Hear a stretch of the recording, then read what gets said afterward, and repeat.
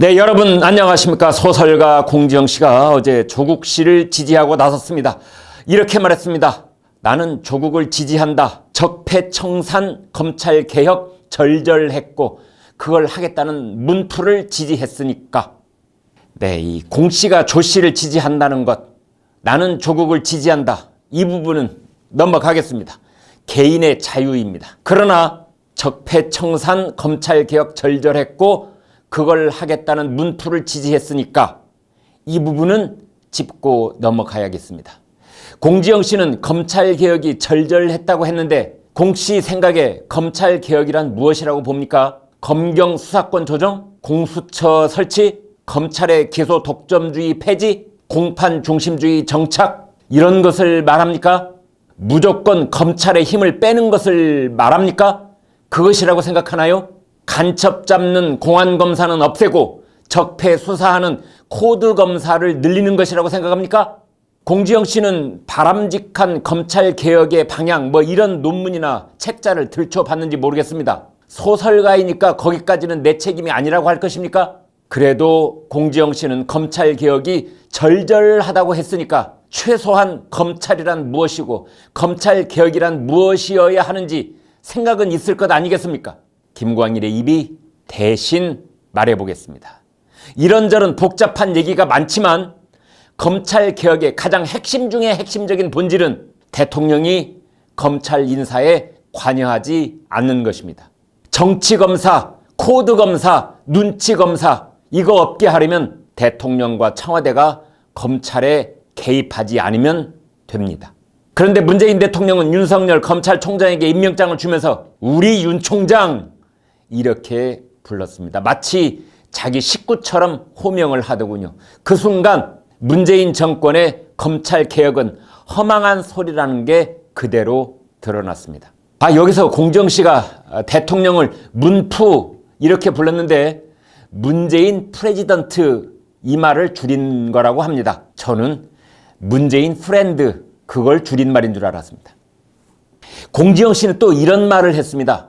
문프께서 그걸 검찰개혁을 함께할 사람으로 조국이 적임자를 하시니까 나는 문프께 이 모든 권리를 양도해드렸고 그분이 나보다 조국을 더 잘 아실 테니까. 네, 공지영 씨는 이른바 3단 논법을 썼습니다. 나는 문프를 믿는다. 문프는 조국을 믿는다. 따라서 나도 조국을 믿는다. 이런 순서입니다. 요즘 문프를 지지하는 40% 사람들은 공지영 씨와 비슷한 3단 논법으로 조국 씨를 지지할지도 모르겠습니다. 그러나 이 경우 3단 논법에는 중대한 오류가 있습니다. 예를 들어 보겠습니다. 인간은 이성적인 동물이다. 중증 정신질환자도 인간이다. 그러므로 중증 정신질환자는 이성적인 동물이다. 이렇게도 되는 것입니다. 조국이라는 사람에게는 타인의 잘못에 분노하는 조국과 바로 그 똑같은 잘못을 저지르면서 아무 죄의식이 없는 조국, 이 두 인격체가 한 몸에 들어 있습니다.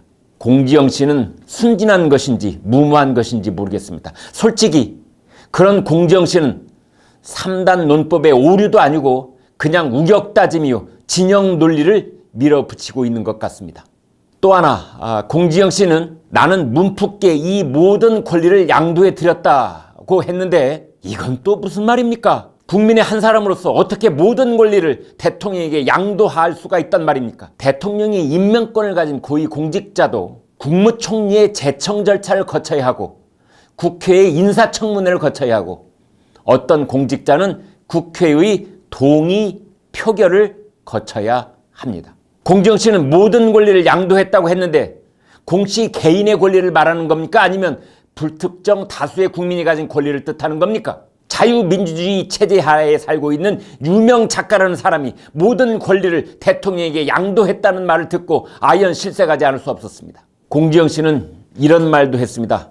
정말 화가 나게 하는 것은 선한 사람들, 독립운동가 배출한 웅동학원, 빚더미 아버지 학교에 건설해주고 돈 못 받다가 파산한 동생, 아이 상처 안 주려고 이혼 숨긴 전 재수, 경조사비 모아 학생들 작게 장학금 준 의대 교수 등은 파렴치 위선자로 몰려 방어에 급급해야 하고 온갖 적폐의 원조인 자한당들이 마치 정의의 이름인 척 단죄하려 든다는 것이다.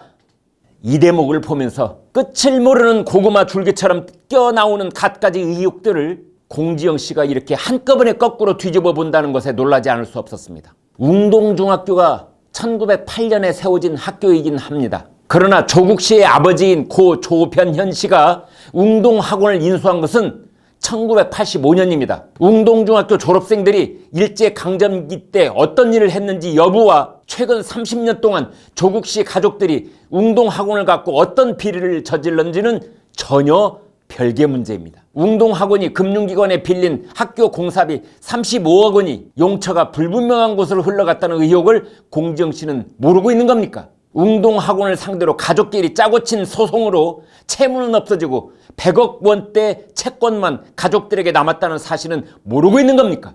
최근 몇 년 동안 웅동학원은 횡령, 불법 입찰 이런 등등으로 경고 2회, 주의 조치 3회 이렇게 연거푸 받아왔다는 것을 공지영 씨는 정말 모릅니까? 공지영 씨는 또 조국 씨의 동생 조건 씨 부부가 위장 이혼했다는 의혹에 대해서 아이 상처 안 주려고 이혼 숨긴 전 재수라고 했습니다. 공지영 씨에게 묻습니다. 이혼을 누구 모르게 숨겼다는 뜻입니까? 이미 커버린 아이들이지만 엄마 아빠가 이혼했다는 것을 모르게 하려고 서류 정리까지 끝낸 이혼 부부가 한 집에 같이 살았다는 뜻입니까? 아니면 아이들도 다 알고 가족들도 다 알고 있지만 아이들에게 상처 안 주려고 세상 사람들에게 숨겼다는 뜻입니까? 아이들에겐 고백하고 세상은 속였다는 뜻입니까? 공지영 씨는 지금 말이 되는 소리를 하고 있는 겁니까 도대체? 공지영 씨는 나름 영향력이 있는 문화계 인물입니다. 공지영 씨 발언이 조국 사태에 아주 작은 곁가지에 불과할지 몰라도 아직도 공지영 씨와 비슷한 생각을 가진 사람이 있을 것이란 노파심에서 이런 지적을 하지 않을 수 없었습니다.